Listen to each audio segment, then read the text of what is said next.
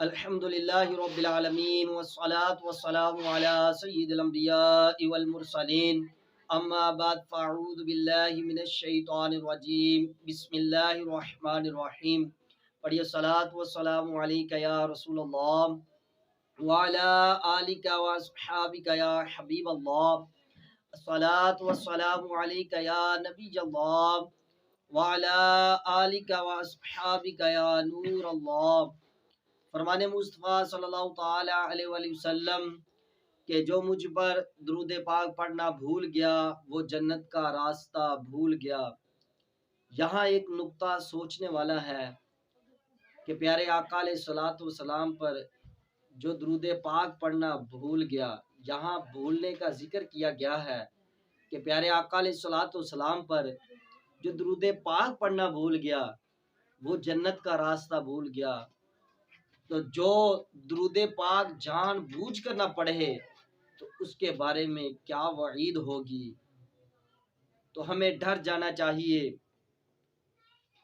ہم کیا ہیں؟ کچھ بھی نہیں ہیں. تو پیارے آقا علیہ الصلوۃ والسلام کے صدقے سب کچھ بنا ہے.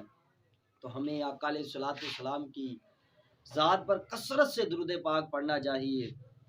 ہر وقت درود پاک پڑھنا چاہیے، اس کی بے شمار برکتیں ہیں.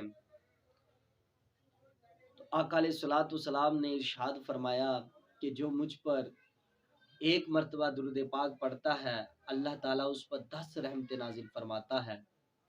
تو جس پر اللہ تعالیٰ کی 10 رحمتیں نازل ہوں تو وہ شخص کتنا اللہ کی بارگاہ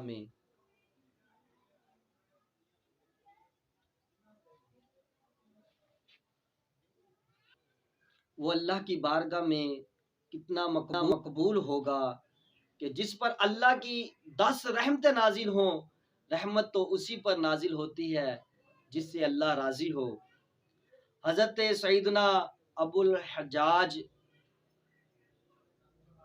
سمالی رضی اللہ تعالی عنہ سے روایت ہے کہ فرماتے ہیں کہ پیارے آقا علیہ الصلوۃ والسلام نے ارشاد فرمایا کہ جب میت کو قبر میں رکھا جاتا ہے تو قبر اسے خطاب کرتی ہے، اے بندے تیرا ناس ہو، تو دنیا میں مجھے کیوں بھول رکھا تھا، کیوں مجھے بلا رکھا تھا؟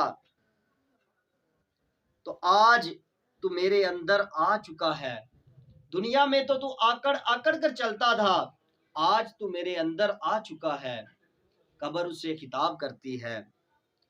تو ندا سے آواز آئی، اے قبر جب تیرے اندر کوئی نیک بندہ، نیک میت رکھی جاتی ہے تو اس سے کیا معاملہ کرتی ہے؟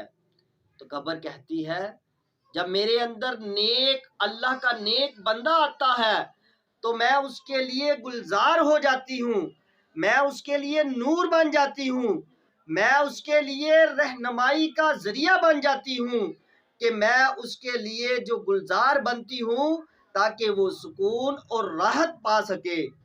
تو یہ نیک بندے کے لیے جب میت کو قبر میں رکھا جاتا ہے تو یہ قبر اس سے کہتی ہے میں تیرے لیے گلزار ہوں. اسی طرح جب گناہ گار بندے کو قبر میں رکھا جاتا ہے تو قبر اسے کہتی ہے، جب وہ گناہ گار میت کو قبر میں رکھا جاتا ہے تو قبر اس کے ساتھ اس طرح معاملہ کرتی ہے کہ قبر اتنی دراز دور ہٹ جاتی ہے اس سے کہ دور سے جب وہ آپس میں آ کر اس کی دیواریں ملتی ہیں تو قبر کے اندر جو میت ہوتی ہے اس کی پسلیاں دوسری پسلی کے اندر ایسے پوست ہو جاتی ہیں جیسے کہ ہم اپنے دونوں ہاتھوں کی انگلیاں آپس میں ڈالتے ہیں. جس طرح دونوں ہاتھوں کی انگلیاں آپس میں مل جاتی ہیں ایسے قبر کے اندر میت کی پسلیاں آپس میں مل جاتی ہیں. یہ گناہ گار میت کے ساتھ قبر اس طرح پیش آتی ہے. ہمیں ڈر جانا چاہیے کہ قبر کے اندر کیا معاملہ کیا ہوگا.